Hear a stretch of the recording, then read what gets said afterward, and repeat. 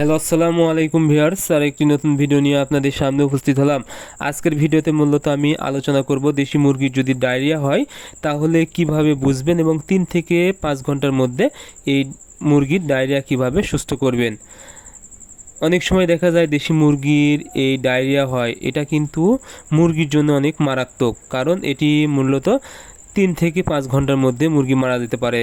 অনেক সময় দেখা যায় একটি মুরগির এই সমস্যা হয়েছে 3 থেকে 5 ঘন্টা পরে কিন্তু 50টা মুরগির হয়ে যাওয়ার সম্ভাবনা থাকবে, কারণ এটি অনেকটাই ছোঁয়াচে রোগের মতো। এজন্য যখনই মুরগির ডায়রিয়া রোগ হবে আপনাদেরকে অবশ্যই দ্রুত সুস্থ করতে হবে। এখন আপনারা কিভাবে বুঝবেন মুরগির ডায়রিয়া রোগ হয়েছে? কারণ ডায়রিয়া একরকম পায়খানা, অনেক সময় নর্মাল পায়খানা থাকে এবং আমুসা কিন্তু আরেকটি পায়খানা। ডায়রিয়া হওয়ার সম্ভাবনা যখন হবে তখন দেখবেন একদম সাদা পানির মতো পায়খানা করবে এবং হালকা সবুজ পায়খানা করতে পারে, তবে অনেকটাই কিন্তু তরল থাকবে। তাছাড়া অনেক সময় দেখা যাবে মুরগি ঝিম মারবে এবং পাখনা ঝুলে যাবে এবং মুরগির পিছনে ভিজা থাকবে।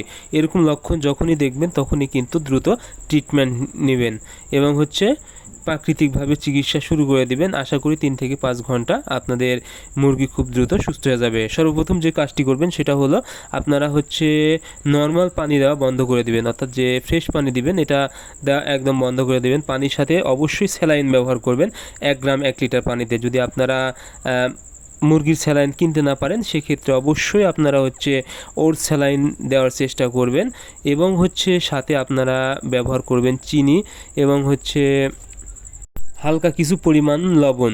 আশা করি আপনাদের মুরগি 3 ঘন্টার মধ্যেই অনেকটা সুস্থ হয়ে যাবে। এরপরে যে কাজটি করবেন সেটা হলো আপনারা খাবার বন্ধ দিবেন, অর্থাৎ প্রায় এরকম যখন অবস্থা হয়ে যাবে তখন কোনোভাবে আপনারা খাবার দিবেন না। অন্তত 6 ঘন্টা খাবার বন্ধ রাখবেন। খাবার বন্ধ রেখে আমি যেই পানিগুলো বললাম, পানির সাথে চিনি, লবণ এবং এই স্যালাইন ব্যবহার করবেন। তাহলে কি হবে, মুরগির শরীরে আস্তে আস্তে এনার্জি চলে আসবে, মুরগির পেট রেস্ট পাবে, এতে কিন্তু ডায়রিয়া হওয়ার সম্ভাবনা একদম কমে যাবে। এরপরে আপনারা যে ওষুধটা ব্যবহার করবেন প্রাকৃতিকভাবে, যখনই দেখবেন এরকম সমস্যা তখন আপনারা ব্যবহার করবেন পেয়ারা পাতা 10টি এবং কাঁচা কলা। এটা আপনারা পানিতে সিদ্ধ করে নেবেন। পানিতে সিদ্ধ করে নিয়ে পানিটা ছেঁকে নেবেন, নিয়ে আপনারা এটা পানির সাথে যদি মিশিয়ে খাওয়াতে পারেন, আশা করি আপনাদের মুরগির পায়খানা আস্তে আস্তে শক্ত হওয়া শুরু করবে।